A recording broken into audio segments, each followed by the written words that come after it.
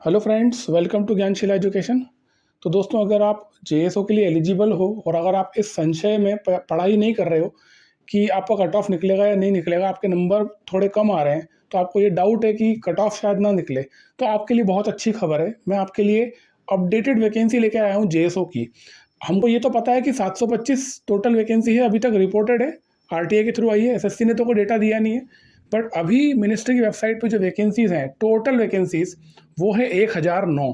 और मैं आपको इस वीडियो में ना डिस्ट्रिक्ट वाइज वैकेंसी बताऊंगा। मतलब कि अगर आप वेस्ट बंगाल में रहते हो तो वेस्ट बंगाल में हर ऑफिस में कितनी वैकेंसी, अगर आप बिहार में हो तो बिहार में कितनी वैकेंसी हर ऑफिस में है ना। मैं स्टेट वाइज का तो पहले बना चुका हूँ, अब मैं आपको डिस्ट्रिक्ट वाइज वैकेंसी बताऊंगा और आपको ये पता चलेगा कि किस शहर में कितनी वैकेंसी है, तो आपको काफ़ी हेल्प मिलेगी। और एक और चीज़ है, यहाँ पर जो मैं वैकेंसी दिखा रहा हूँ ये ऑफिशियल वेबसाइट से बता रहा हूँ। मतलब ये मोस्टली जो है मिनिस्ट्री ऑफ स्टैटिस्टिक्स, उसकी वेबसाइट पर अपडेटेड डेटा है, वो मैं आपको दिखा दूंगा, वहीं से मैं आपको बता रहा हूँ। तो ये ऑथेंटिक है, आप इस पर विश्वास कर सकते हो। अब यहाँ पर है ना, ये चीज़ कंफर्म नहीं कि ये वैकेंसीज इंक्लूड हो गया नहीं होगी, बट क्योंकि अभी टीयर वन का रिजल्ट आया नहीं है, तो पॉसिबिलिटी है कि इन वैकेंसीज को इंक्लूड कर लिया जाए। और अगर ऐसा होता है तो हमारी जो वैकेंसीज है वो बढ़ जाएंगी टोटल। और अगर वैकेंसी बढ़ती है तो डेफिनेट सी बात है, जो कट ऑफ है टीयर वन का वो और नीचे जाएगा। ठीक है, तो एक अच्छी अपॉर्चुनिटी, एक अच्छा मौका है यहाँ पर हमारे लिए। अगर हमारा कट ऑफ कम भी आ रहा है, हमारे नंबर कम आ रहे हैं और कट ऑफ हमारा आपको लग रहा है कि नहीं निकल रहा है, तो हो सकता है आपका कट ऑफ निकल जाए। तो आगे बढ़ने से पहले बहुत सारे स्टूडेंट्स ये डिमांड कर रहे थे कि दीपावली के टाइम पे कुछ कोर्स में चाहिए, कोर्स का प्राइस किसी को ज़्यादा लगता है, ऑब्वियस सी बात है। एक होता है, किसी के साथ फाइनेंशियल कंस्ट्रेंट्स होते हैं, तो कूपन कोड अभी निकाला है दिवाली, इसको अप्लाई करोगे तो आपको एक अच्छा खासा यहाँ पे डिस्काउंट मिल जाएगा, थोड़ा सा बड़ा अमाउंट है डिस्काउंट का। तो अगर आप सोच रहे हो एनरोल करने का तो कर सकते हो। कूपन कोड है दिवाली, ठीक है। डिस्क्रिप्शन में आपको लिंक मिल जाएगा या फिर ज्ञानशिला.co.in अपनी वेबसाइट है, वहाँ पर आप जाके एनरोल कर सकते हो। कोर्स के बारे में आपको थोड़ा सा बता देता हूँ। बहुत सारे बच्चों को ऐसा लगता है कि क्या हम इतने कम समय में कर पाएंगे या नहीं कर पाएंगे, क्या हम तैयारी कर सकते हैं कि नहीं, क्योंकि टाइम बहुत कम है हमारे पास में। केवल अभी आज से गिनोगे तो लगभग 2 महीने होंगे, क्योंकि शायद पोस्टपोन हो रहा है आपका सीजीएल 2024 का टीए 2 जो है, क्योंकि दिसंबर में रेलवेज का एग्जाम है। तो ये अनुमान लगाया जा रहा है कि दिसंबर एंड में होगा या जनवरी में आपका एग्जाम होगा। हम मोटा मोटा 60 दिन मान लेते हैं। तो क्या ये पॉसिबल है सब्जेक्ट को खत्म करना कम समय में? मैं कह रहा हूँ बिल्कुल पॉसिबल है। हमने जो वीडियोस बनाए हैं ना, वो बनाए ही इस तरीके से हैं। हमारा जो वीडियो लेंथ है टोटल 21 घंटे में हमारे वीडियो लेक्चर्स खत्म हो जाते हैं। और 21 घंटे में 12 यूनिट्स खत्म हो रही है, इसका मतलब ये नहीं है कि जल्दी जल्दी खत्म कर दिया है। हमने एनिमेशन का यूज़ किया है। हर वो लेक्चर जो 3 घंटे में ख़त्म होता था, हमने उसको 1 घंटे में ख़त्म किया है टेक्नोलॉजी का यूज़ करके। तो आपको ये बहुत हेल्प मिलेगी जब हम ये चीज़ एस्पायर कर रहे हैं ना कि हमको कम समय में ख़त्म करना है। तो आपका बिल्कुल भी टाइम नहीं वेस्ट होने दिया है। इस एक एक वीडियो पे ना बहुत टाइम लगा है, कई दिन लगे हैं बनने में, बहुत मेहनत लगी, तब जा कर के हमने उसको कंप्रेस किया है। तो टोटल वीडियो लेंथ जो है ना वो 21 घंटे की है। 21 घंटे में पूरे वीडियो लेक्चर्स खत्म हो जाते हैं आपके। और अगर आप डेली बेसिस पे 75 मिनट देते हो और 25 दिन भी आप दे देते हो ना ढंग से इस एग्जाम, इस सब्जेक्ट को, तो आप एक बहुत अच्छा स्कोर कर लोगे। और यहाँ पर देखो वैकेंसी बहुत ज़्यादा है, तो अपॉर्चुनिटी भी ज़्यादा है ना। तो हो सकता है कि आप थोड़ा सा एफर्ट लगाओ और आपके साथ एक पोस्ट पक्की हो जाए। क्योंकि आप ये बात तो मानोगे, और ये सालों का रिकॉर्ड है कि इस पोस्ट में टीए 2 में कंपटीशन बहुत कम होता है। इस पोस्ट को कंपैरेटिवली लेना काफ़ी आसान है। अगर आप टीए सीबीडीटी सीबीआईसी की बात करोगे ना, उससे भी सरल है जेएसओ बनना। तो एक अपॉर्चुनिटी, अगर आपके पास में जॉब है ही नहीं तो क्यों ना एक मौके को भुनाया जाए। अब जल्दी से मैं आपको कोर्स के बारे में बताता हूँ कि हम दे क्या रहे हैं आपको कोर्स के अंदर। सबसे पहले तो 21 आवर्स की वीडियो लेक्चर्स हैं। इसमें आपके 12 यूनिट्स की पूरी कंप्लीट सिलेबस और यूनिट वाइज आपको पीवाईक्यू से मिल जाएंगे, है ना। ये वीडियो लेक्चर्स है जिसको आप टाइमली खत्म कर सकते हो। उसके बाद में आपको मिलती है 2 प्रकार की पीडीएफ। एक तो आप हमारी ब्लू बुक पीडीएफ है। ब्लू बुक में जो पूरी बुक है उसको 12 यूनिट्स में हमने तोड़ दिया, तो हर यूनिट की आपको ब्लू बुक की पीडीएफ मिलती है। और उसका मैं सैंपल आपको दिखा दूंगा कि ब्लू बुक का सैंपल कैसा है। तो ये आप देख सकते हो, ये ब्लू बुक का पीडीएफ है। ये प्रिंटेबल फॉर्मेट में आपको मिलेगा और इसको आप प्रिंट आउट निकाल सकते हो। तो बहुत ही इंटरेक्टिव पीडीएफ है। कोशिश करिए कि जितना ज़्यादा अच्छे से, मतलब विजुअल्स को यूज़, मतलब चीज़ों का यूज़ कीजिए ताकि आपको जल्दी चीज़ें याद हो जाए, देख करके चीज़ें रिमेंबर आप कर सको।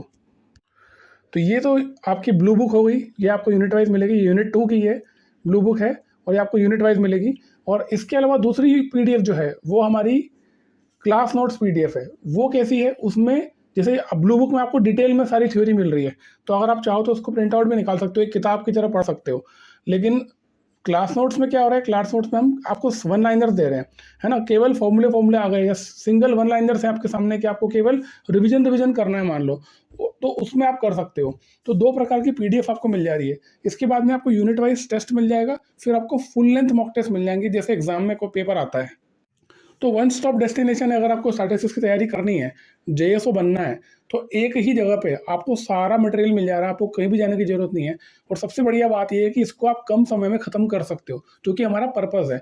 मेरे को इस एग्जाम की तैयारी कराते, इस पर्टिकुलर पेपर की तैयारी कराते कराते 5 साल हो गए लगभग, है ना। और एक चीज़ मैंने ऑब्जर्व करी है कि मेजोरिटी बच्चे जो होते हैं ना, वो टीयर 1 के बाद ही इसके लिए सोचते हैं। तो इसीलिए हमने कोशिश करी कि क्यों ना कोर्स को ऐसे डिज़ाइन किया जाए कि वो कम समय में ख़त्म हो सके। हमारा पर्पस क्या है?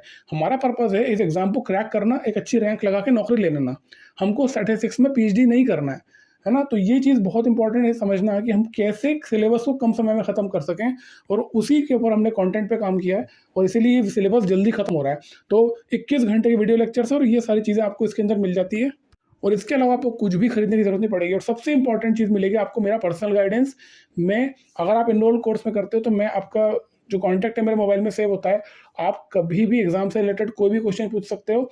अगर आप पढ़ाई कर रहे हो स्टैटिस्टिक्स की, कोई क्वेश्चन आपको समझ में नहीं आ रहा है, कुछ भी नहीं आ रहा है, तो मेरे पर्सनल नंबर पर आपको वहीं पे मिल जाएगा। उसको व्हाट्सएप पे डायरेक्टली स्क्रीनशॉट लेकर के, फोटो खींच करके भेजो, आपको सोल्यूशन मिलेगा। तो एक बार अगर आप कोर्स में एनरोल हो गए, तो फिर आपकी स्टैटिस्टिक्स की प्रिपरेशन मेरी जवाबदारी है।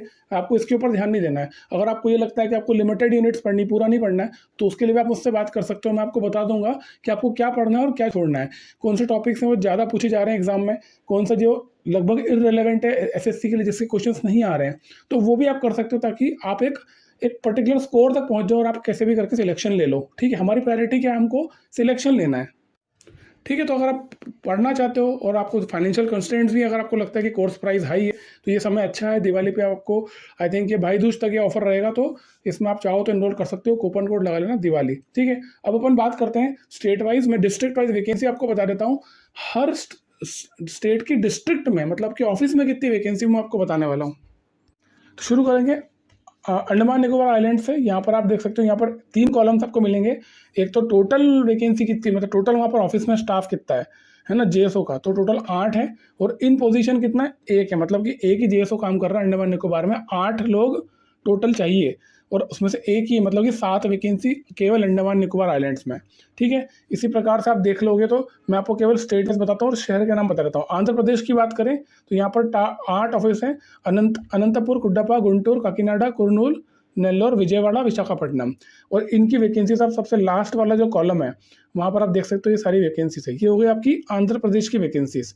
फिर आसाम की बात करें तो यहाँ पर डिब्रूगढ़, गुवाहाटी, जोरहट, सिलचर और तेजपुर, ये 5 ऑफिस आसाम में है। इसकी वैकेंसी आप देख सकते हो। अगर आप चाहो तो इसका स्क्रीनशॉट भी ले लेना, ताकि आपको याद रहे कि आपको यहाँ पर कितनी वैकेंसी। अगर आप उस स्टेट से आते हो तो डेफिनेट सी बात है, आप कंसर्न रहोगे कि आपके स्टेट में कितनी वैकेंसी है।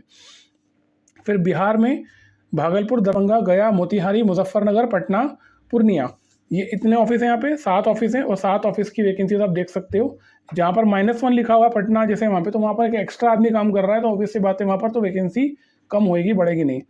फिर चंडीगढ़ की बात करें, चंडीगढ़ में कोई वैकेंसी नहीं है। फिर छत्तीसगढ़, वहाँ पर टोटल 4 ऑफिस हैं, अंबिकापुर, बिलासपुर, दुर्ग, रायपुर। दिल्ली में, दिल्ली हेडक्वार्टर है ना, न्यू दिल्ली हेडक्वार्टर में 18 वैकेंसी है। और रीजनल ऑफिस आरओ जो है उसमें 2 वैकेंसी है दिल्ली में। अब आपको बता दूं कि इसके अलावा जो नॉन एफओडी उसकी वैकेंसी अलग है, मैं वो नहीं बता रहा हूँ, ये एफओडी की वैकेंसी है।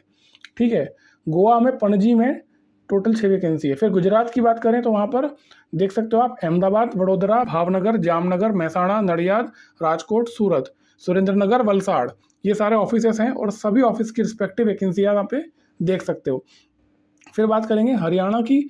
हरियाणा में अंबाला, फरीदाबाद हेडक्वार्टर, एसआरओ, दो, मतलब 2 अलग अलग ऑफिस हैं। एक ही शहर में 2 ऑफिस हैं, तो फरीदाबाद एसआरओ और हेडक्वार्टर दोनों अलग अलग। अंबाला, हिसार, करनाल, रोहतक, धर्मशाला, रोहतक तक ये आपका हो गया हरियाणा। फिर हिमाचल प्रदेश की बात करें तो धर्मशाला, हमीरपुर, मंडी, शिमला, 4 ऑफिस हिमाचल प्रदेश में, उसकी वैकेंसी आप देख सकते हो। जम्मू कश्मीर में बात करेंगे तो यहाँ पर अनंतनाग, बारामूला, जम्मू, श्रीनगर, उधमपुर, 5 ऑफिस JNK में, वहाँ की वैकेंसी आप देख सकते हो। अच्छी खासी वैकेंसी है जम्मू कश्मीर में। फिर आते हैं अपन झारखंड में। झारखंड में जमशेदपुर, डाल्टनगंज, धनबाद, दुमका, हजारीबाग, रांची, ये 5 ऑफिस हैं। और 5 ऑफिस की वैकेंसी आप देख सकते हो, 6 ऑफिस है यहाँ पे और 6 ऑफिस की वैकेंसी यहाँ पर है, अच्छी खासी वैकेंसी है। रांची में 3 वैकेंसी है। फिर कर्नाटक की बात करेंगे तो बेंगलोर, बेलगाम, बेल्लारी, गुलबर्ग, हुबली, मंगलोर, मैसूर, शिमोगा। तो यहाँ पर अगर आप देखोगे हाईएस्ट वैकेंसी बेंगलुरु में है, केवल 20 वैकेंसी तो केवल बेंगलोर में ही है। और आधा ऑफिस खाली पड़ा है, 39 JSOs वहाँ पर चाहिए, उसमें से केवल 19 ही काम कर रहे हैं।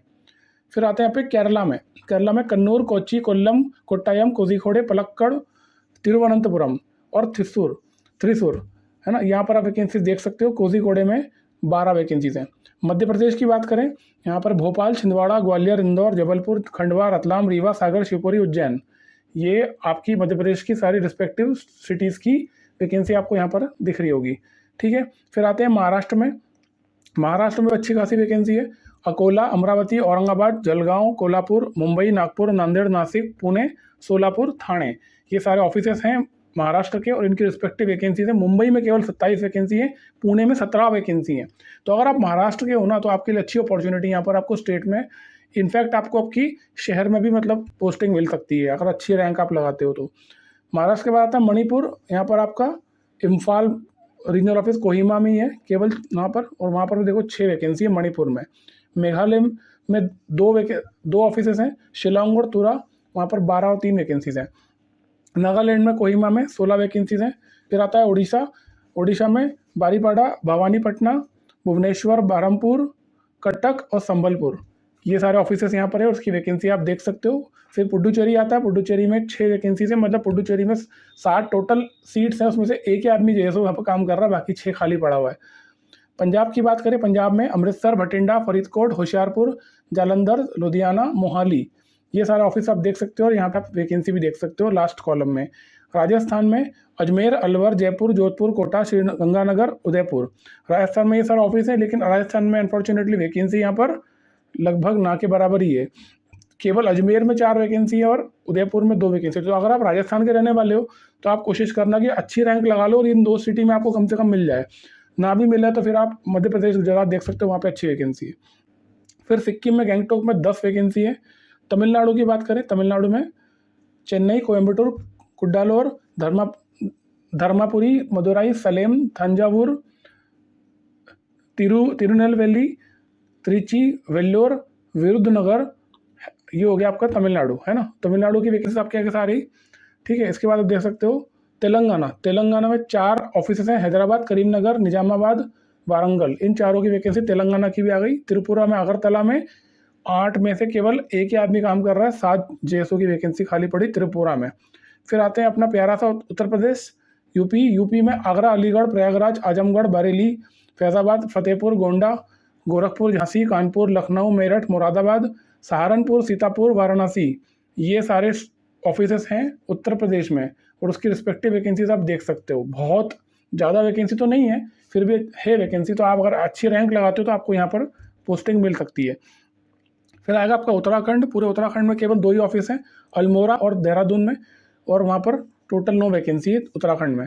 फिर आता है आपका लास्ट में वेस्ट बंगाल में बंकुरा, बहरामपुर, बुर्दवान, चिंसुरा, हावड़ा, कोलकाता, मालदा, मिदनापुर, सिलीगुड़ी, और इस सब में आप देख सकते हो रिस्पेक्टिव सिटीज़ में वैकेंसीज कितनी है। वेस्ट बंगाल में बहुत बढ़िया वैकेंसीज हैं, और अगर वेस्ट बंगाल से आप आते हो तो आपको एक अच्छी अपॉर्चुनिटी, आप अच्छी ठीक ठाक रैंक भी लगाते हो ना, तो आपको मिल जाएगा। मतलब अगर आप वेस्ट बंगाल से आ रहे हो तो एक चीज़ मैं आपको दावे से कह सकता हूँ, अगर आप टॉप 100 में भी रैंक लगा दोगे ना, तो आप आराम से, आपको वेस्ट बंगाल ही मिलेगा। इवन आप टॉप 150 में भी आ जाओगे तो भी आपको वेस्ट बंगाल मिल जाएगा, है ना। तो ये अच्छी बात है, यहाँ पर वैकेंसी बहुत बढ़िया है। टोटल इसको करेंगे तो ये हो गई 887 वैकेंसीज, है ना। ये आपकी है FOD की।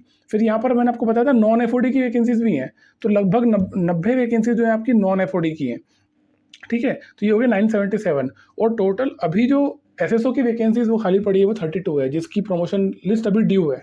तो वो अगर प्रमोशन हो जाता है तो टोटल आपकी हो जाती है 1009, है ना। 1009 वैकेंसीज टोटल JSO की होगी, और उम्मीद यही है कि हम तो ये चाहेंगे कि यार ये वैकेंसीज इंक्लूड कर ले SSC इसमें CGL 2024 में, ताकि कट ऑफ जो हाई जा रहा है ना वो थोड़ा लो हो जाए, क्योंकि कट ऑफ अगर लो जाएगा तो सबको एक मौका मिल जाएगा, बाकी बच्चों को भी मौका मिल जाएगा तैयारी करने का।